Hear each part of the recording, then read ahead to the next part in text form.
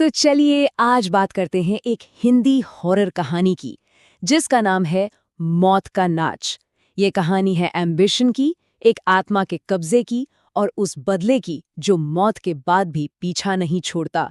आइए इस खौफनाक दुनिया में कदम रखते हैं। कहानी की शुरुआत ही होती है इस डरावनी और नाटकीय कविता से। मतलब ये पंक्तियां हमें पहले ही चेतावनी दे रही हैं कि परफॉर्मेंस की इस चमचमाती दुनिया के पीछे बहुत गहरे और खूनी राज दफन हैं, जहां हर ताली के साथ कोई भूली बिसरी आत्मा जाग सकती है। तो कहानी की मेन कैरेक्टर है तारा। वो एक बहुत टैलेंटेड डांसर है, लेकिन उसके लिए थिएटर की दुनिया में टिके रहना अब लाइफ एंड डेथ का सवाल बन चुका है। प्रेशर बहुत ज्यादा है और दांव पर सब कुछ लगा है। कहानी का जो मेन कॉन्फ्लिक्ट है वो इन दो डांसरों के बीच है। एक तरफ है तारा, जिसे ये लीड रोल चाहिए ही चाहिए, वरना उसे अपनी डांसिंग छोड़कर एक अरेंज्ड मैरिज करनी पड़ेगी। और दूसरी तरफ है पोलेमा, डायरेक्टर थापा की फेवरेट, जिसे पूरा यकीन है कि ये रोल तो उसी का है और वो तारा को कोई कंपटीशन मानती ही नहीं। अब इस इंसानी ड्रामे के साथ साथ तारा के आसपास कुछ अजीब, मतलब सुपरनैचुरल चीजें होने लगती हैं। ये छोटे छोटे अशुभ संकेत हैं जो इशारा कर रहे हैं कि कोई अनदेखी ताकत इस खेल में शामिल हो चुकी है और उसकी नज़र तारा पर है। और अब कहानी उस पॉइंट पर आती है जहां ये जो सुपरनैचुरल ताकत है वो सिर्फ इशारे नहीं करती, बल्कि अब वो सीधे सीधे खूनी खेल में उतर आती है। एक ऐसी घटना जो इस मुकाबले का रुख हमेशा हमेशा के लिए बदल देगी। और यहीं कहानी में आता है एक जबरदस्त ट्विस्ट। जब पोलीमा चेंजिंग रूम में तारा को लगभग मार ही चुकी होती है, तभी एक पीला गोस्टली हाथ बीच में आता है और पोलीमा को इतनी जोर से पीछे फेंकता है कि उसका सिर टाइल्स से टकराता है और ऑन द स्पॉट उसकी मौत हो जाती है। ये साफ हो जाता है कातिल कोई इंसान तो नहीं है। इसके बाद का जो सीन है वो बड़ा टेंस है। एक तरफ पॉलीमा की लाश को एम्बुलेंस में ले जाया जा रहा है और दूसरी तरफ बेचारी तारा, जो अब मेन सस्पेक्ट है, वो डरी सहमी एक मेट्रो प्लेटफॉर्म पर अकेली बैठकर रो रही है। वो पूरी तरह सदमे में है। पॉलीमा की मौत के बाद कहानी की मिस्ट्री ऑडिशन से हटकर एक पुराने क्राइम की तरफ घूम जाती है। तारा की एक परफॉर्मेंस एक भूली हुई त्रासदी से एक परेशान करने वाला कनेक्शन सामने लाती है। कुछ ही दिनों में तारा के डांस में एक अजीब सा परफेक्शन आ जाता है।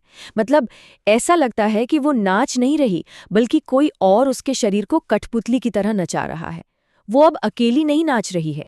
डायरेक्टर थापा को शक होता है। वो तारा पर पॉलीमा के खून का इल्जाम लगाता है, लेकिन तभी तारा की आवाज बदल जाती है और उसके मुंह से निकलते हैं ये भयानक शब्द, वरना क्या बेबी, फिर से मारोगे?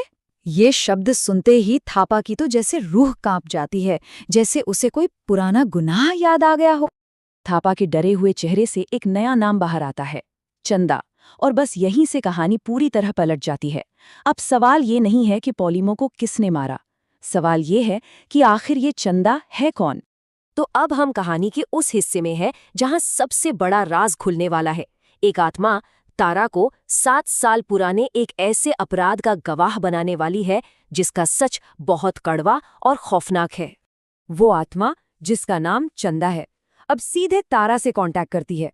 वो तारा को फोर्स करके एक दर्दनाक फ्लैशबैक में खींच लेती है, ताकि तारा अपनी आंखों से उस पूरी साजिश को देख सके जिसके कारण चंदा की मौत हुई थी। तो सच ये था, 7 साल पहले चंदा, जो थिएटर इन्वेस्टर जेम्स के बच्चे की मां बनने वाली थी, उसने जेम्स को धमकी दी थी। और जवाब में जेम्स, उसकी पत्नी मिया और एक क्लर्क, इन तीनों ने मिलकर चंदा की बेरहमी से हत्या कर दी और इसे एक एक्सीडेंट का नाम देकर मामले पर पर्दा डाल दिया।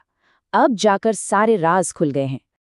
और अब स्टेज तैयार है आखिरी खेल के लिए, जहां परफॉर्मेंस का स्टेज चंदा के खूनी इंतकाम का गवाह बनने वाला है।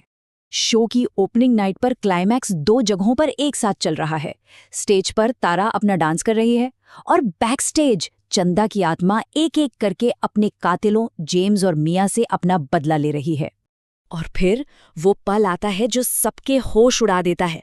जैसे ही तारा की परफॉर्मेंस खत्म होती है, तीनों गुनहगारों जेम्स, मिया और वो क्लर्क की लाशें छत से सीधे स्टेज पर दर्शकों के ठीक सामने आकर गिरती हैं।